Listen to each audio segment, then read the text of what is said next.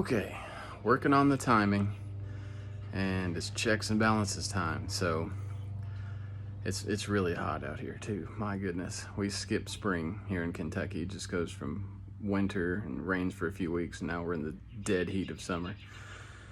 But you can see over my shoulder here, I've been working on this thing. I think I've got the timing belt as perfect as I'm gonna get it. So let me show you. So you can see here, I did the paint marker trick. I've got my notch here and the notch here, and I've color coded them both. I've got them lining up perfectly. I just tightened my tensioner. Once I get this running, by the way, I'm gonna replace all of the pulleys and rollers. I'm gonna replace the water pump and all that good stuff. I still need to do the second belt, but for right now, I wanted to make sure my crank lined up, the cam lined up. By the way, I made a post in the Edredus group that I couldn't manually crank, and that was a brain fart. That's because I didn't have the cam belt on. Obviously, they both have to engage at the same time, so the valves miss the pistons and vice versa. So once I gathered a few brain cells together, I'm able to fully crank the engine over now. And if we move back here, let's see if I can get a good reading in here on this. Let's see.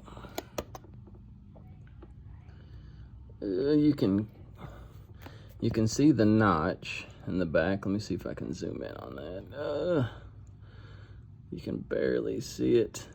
I've got my top dead center line perfectly on that notch. So I should be completely, totally, perfectly top dead center right on the cam tooth. Perfect. So next up, I'm gonna get my balance shafts in alignment and in time, and I suppose then I'll throw the spark plugs and battery in and see if we can get it to crank. So before I start anything else in this video, first I want to give a shout out to Brent for sending these awesome stickers, and just want to say I appreciate his videos, and without them I probably wouldn't have the confidence nor the information to even dive into half of the repairs on this car. So that being said, I was able to get earlier I showed you I've got my camshaft and top dead center lined up. Yesterday I was able to get my balance shafts lined up. It doesn't look exactly on right now, but that's probably because I don't have it advanced just all the way, but it is in time, I assure you. So yesterday I started to get the power steering pump on, noticed that I don't have the correct spacer, so I'm going to order that. But in the meantime, I might see if I can get this thing to start today. So I'm getting ready to go get a battery charger, and I just need to put the alternator belt back on and get the distributor cap back on, spark plugs back in. I might try and start it without the J boot. I don't know. I might just throw it back on. Who knows? But I still need to acquire a factory airbox. I cut mine up when I was trying to do aftermarket, but I guess I can just go aftermarket until I find a factory replacement. But I'm gonna try and start this thing up today, and that's gonna determine whether or not I have to pull this engine back apart and have the head machined. So let's see. Added bonus, a little representation on my truck as well. Once again, thanks Brent for the information and for the stickers. Much appreciated. Okay, so timing is all set, fuel lines are all tight, and I think it's time to see what happens. This is going to be the reckoning to see whether I can proceed or whether I'm going to have to tear the engine apart and pull the head off. And I can now see that the J-boot is separated from the throttle body, so I'll fix that and then try and start this thing up. Let's see what happens.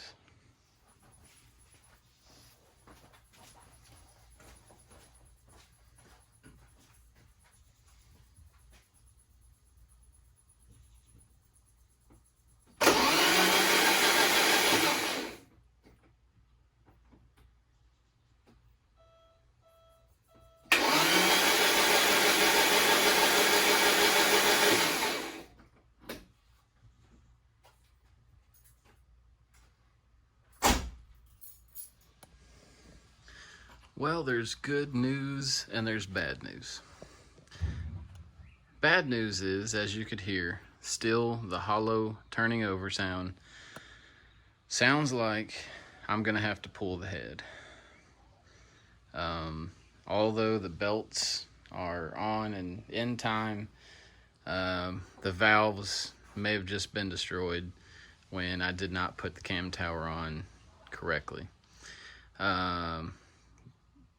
The good news is I've only got one fuel leak, so I think I did a pretty good job on the fuel lines. The fuel leak is where the hard lines meet the new steel braided lines right here, and I was afraid that I may not have gotten them quite as tight because I couldn't really get to them very well.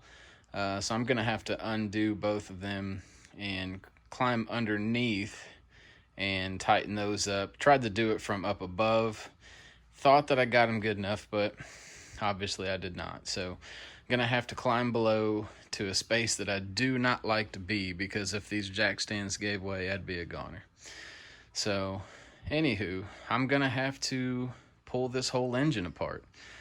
Not terribly looking forward to it, but at the same note, it's going to give me an opportunity to really clean the engine bay up.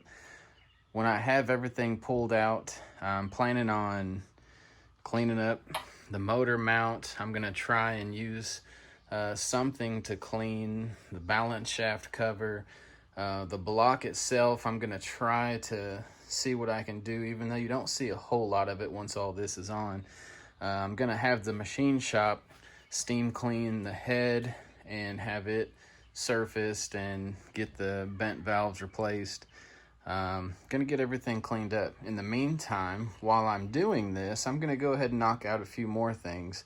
I'm gonna replace the heater hoses. I'm gonna go ahead and do the water pump, and I'm gonna get the power steering pump all situated. I need a spacer for that. I was gonna put that on already, but I need a spacer for that to get that on properly.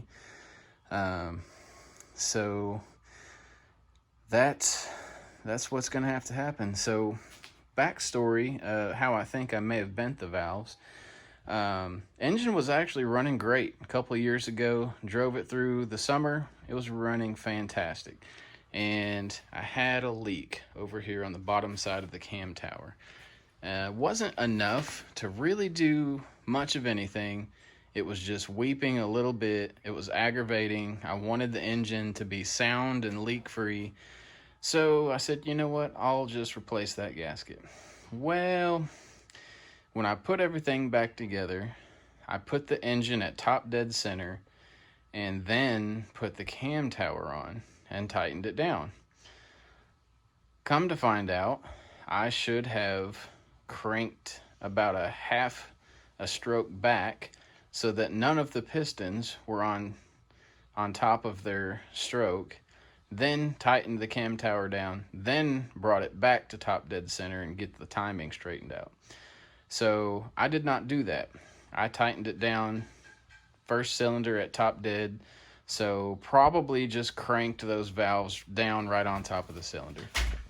And that's probably what caused them to bend, and I'm in the situation that I'm in now. So I'll go ahead and wrap it up now, and I'll on the next video, show what the head looks like, what the pistons look like, and we'll see what we're working with. So stay tuned. And as always, like, subscribe, share, and you guys stay safe out there. And somebody else wants to say hi.